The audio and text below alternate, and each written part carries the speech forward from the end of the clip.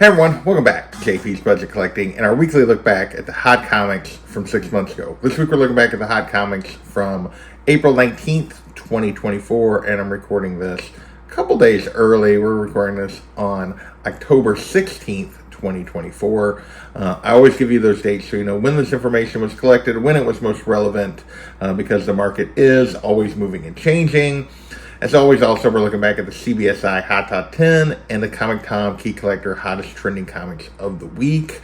From that week, we use those two lists to see what was moving in the market, what were people chasing, what were the hot books of the moment, and determine whether or not we should have been patient or we should have bought in. So we all make a little better decisions about what books we chase in the moment and what books we're patient on. So we got 18 books to talk about this week, so let's dig in. First up, we got Transformers #1 from 2023. This was hitting the list because the Transformers movie trailer dropped. So, for the new animated Transformers movie. So, in addition, there were other G.I. Joe movie crossover rumors as well. But anything Transformers was kind of hot back at this point. Back then, raw copies of this #1 were going for 15 to 25. 9.8s were 50 to 75. So, a pretty cheap book. There was just lots of sales.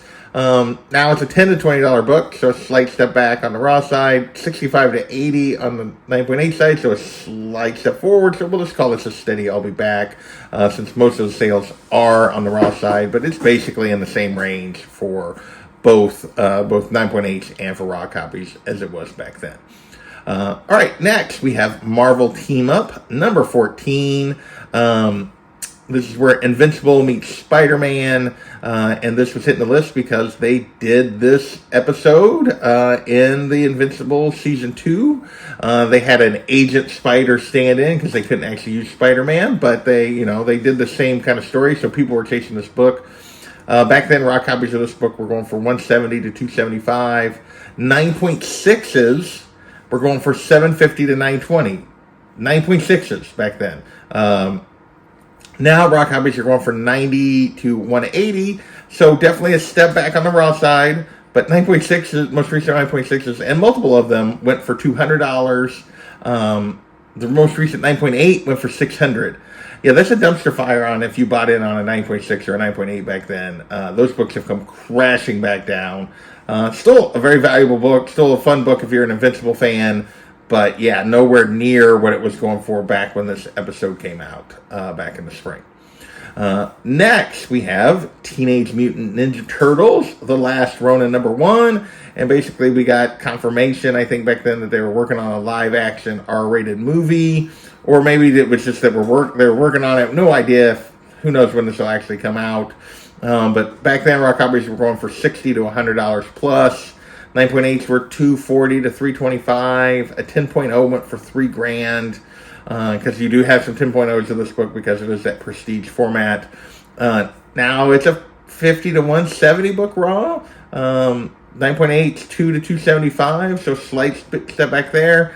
A 10.0, most recent 10.0 went for $890. That's a massive step back. So what do we call this? Raw copies are basically in the same range, with maybe a few sales a little higher than they were before. 9.8s have definitely taken a slight step back. 10.0s took a huge step back, but there's so few of those. I think we'll just call this a down and I'll be back. Still a great book, still a book with a lot of value, but not near what it was back then when we got this news. Next, we're going to, so with that, those were our three kind of TV, movie stuff that was non-MCU kind of related. So we're going to move into our covers. We have Spiderwoman #6, the Ricky Yagawa 1 in 25. Really liked this cover, thought it was cool, was going for $40 to $50. Now only two recent sales, a $2 sale plus shipping, and a $15 sale. So two sales there. So yeah, that's a dumpster fire. $40 to $50 book now going for $2, which basically right around $10 with shipping, $15 plus shipping. Like, yeah, that's not anywhere close to $40 or $50 plus shipping back in the spring. So yeah, that's a dumpster fire for sure. Our only other cover this week was Wonder Woman #8, the Joshua Schwabe 1 in 25. This one was also going for $40 to $70. So kind of in the same, or a little higher on the high end, but basically double to triple ratio. Usually not a great sign. This one's held a little better. Almost all the recent sales are right at $40. A 9.8 went for $100. So this one's doing pretty well for a 1 in 25 to have started in that range. So, but still a down and I'll be back. It's on the very low end of what it was before in terms of prices and pretty affordable. So, all right, next we got a couple of DC movie stuff. We got a trailer for the Joker 2 or Do de Foil, whatever they called it, I forget now.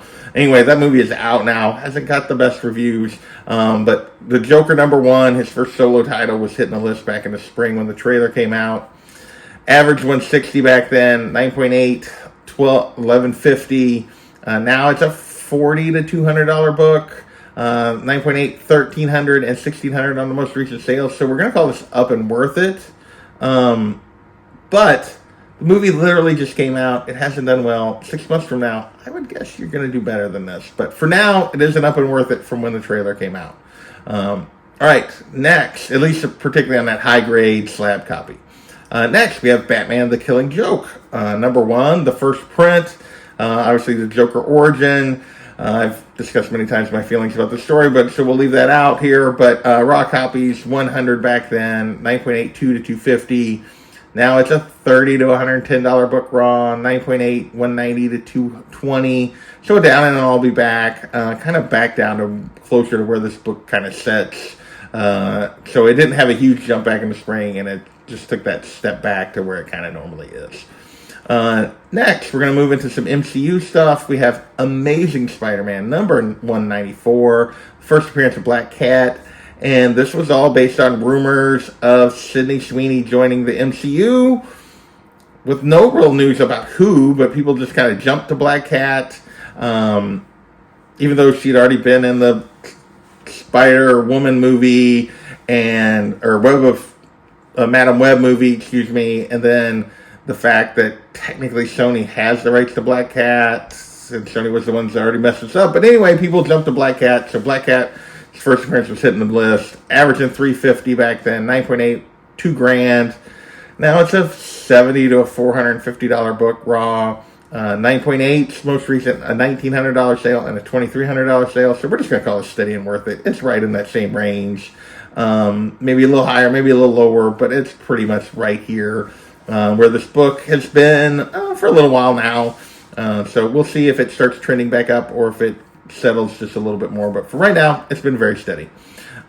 Next, we have Fantastic Four, Life Story #1, and this is obviously news about we were getting a Fantastic Four movie and all this kind of stuff had been coming out around this time. We'd gotten the casting and all of that, and rumors that this was maybe the storyline. This is, at this point, was the second or third time this had hit the list. Raw copies were 20 to 25, 9.8s were 100. Now it's a $3 to $13 book recently for raw, 9.8's 20 to 80, so that's down in a trap. It's already, this may still be the storyline, but storylines are just really not great investments, and no reason to chase based on rumors of a storyline for sure. Next, we have Earth X #12, first appearance of Shia LaBeouf as Silver Surfer. Again, we got confirmation that this character was going to be, or some level of confirmation this character was going to be in the movie. Raw copies back then were 40 to 100. Now it's a $20 to $60 book, 9.8, 250, but seems really, really high, but for 9.8 on this one. But yeah, but still down in a trap on those raw sales. It was pushing up toward $100 back then, and now it's 20 to 60. No reason to have chased this book back in the moment. Although it's still holding better than I actually expected, because there were a few sales on the upper end of that 20 to 60, and not all of them, although most were down in the 20, 30, maybe $240 range, but there were a few sales above that. All right, with that, we're going to start moving. We got one more kind of MCU book, but not really, and that is Uncanny XMen #130, first appearance of Dazzler. This was back when people were still holding out the Taylor Swift and Dazzler were going to be in Deadpool, and it didn't happen. So back then, raw copies were averaging around 200, 9.8, 1,050. Now its Raws are 52,200. There was a really nice one still recently went for 200, but the most recent 9.8 sale is actually back up 1,600, which is closer to kind of where it peaked around 1,900 or so, or 2,000 early in the rumor mill, months before it hit the list this particular time. So yeah, 9.8s were up, but that's only one sale. Everything else seemed to be kind of trending down a little bit, so we put this as a down, and I'll be back. It'll be interesting to see what happens over the next year plus with this Dazzler book and its values as we move further away from Deadpool and the fact that it didn't happen again, that Taylor Swift was in a Deadpool movie. Because it's not the first time that rumor went around. With that, the rest of the list is all X-Men 97. So, because if you remember back in the spring or late spring, X-Men 97 was the thing. And so, yeah, we got Uncanny X-Men number 141, part 1 of Days of Future Past. And basically, there was a little Easter egg with pictures on the thing and all that kind of stuff to Days of Future Past. So that's why people were chasing that. 60 to 160 for raw copies, 9.8, 660 to 800 back then. Now 50 to 250 for raw copies. 9.8, 850 to 950. So this is up, worth it, almost straight cash in some ways. Interesting that this book has jumped quite a bit. We got some time travel kind of stuff in episode 5 that made people think that maybe this is where this was headed with Cable and all kinds of stuff. Haven't really gotten the storyline yet in the X-Men animated series, so we'll see where this goes. And we did get some time travel stuff at the end of the season as well, so we'll see what happens here. So that maybe is why this book has stayed up. Next, we have X-Men Deadly Genesis number 1, first appearance of Vulcan Summers, another Summers, yay. Anyway, he was in the background of episode 6. So yeah, raw copies were 10 to 20, 9.8 going over 100 at 116. Now it's a $2 to $15 book. 9.8 100 to 120, so in that same range. Although the most recent sale was actually 200, but it's definitely an outlier compared to all the other 9.8 sales. So take that with a grain of salt. But overall, we're going to call this because most sales were raw, down and I'll be back on this particular first appearance. All right. Next, we have Miss Marvel, number 9, first appearance of Deathbird. She also appeared in several of these episodes. Raw copies were 35, 9.8, 315. Now it's a $5 to $25 book. 9.6, 40. No recent 9.8 sales. But yeah, we're going to call this down in a trap. Definitely a big backup from a $30+ book to basically a $15 book for all intents and purposes. All right, more X-Men. Uncanny X-Men 227. First full appearance of the Adversary. Also made an appearance in the show in the season. $20 to $25 back then. 9.8 going for 100+, and now it's a $1 to $10 book. That's just definitely a dumpster fire.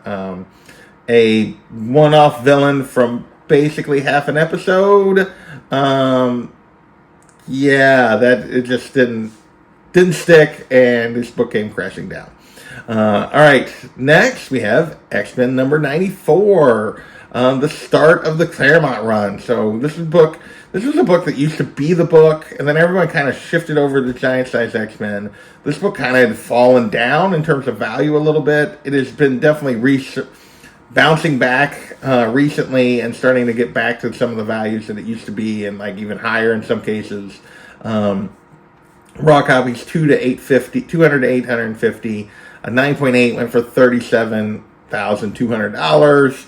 Now recent raw sales $200 to $850 again. Recent 9.8 sale $37,000 on the dot. So yeah, we're steady and worth it on this sucker. Still a big book, and an important book is the first Claremont on the X-Men for sure. All right, next we have Uncanny X-Men number 266, the long-held first appearance of Gambit, his first cover. This is his first appearance in continuity in terms of the first time he actually appears in the story, even though the book we're going to talk about in a second actually came out beforehand, but was considered later in the timeline. Anyway, because it was supposed to come out later. First appearance of the sort of accepted, or the book that people want for Gambit for the most part.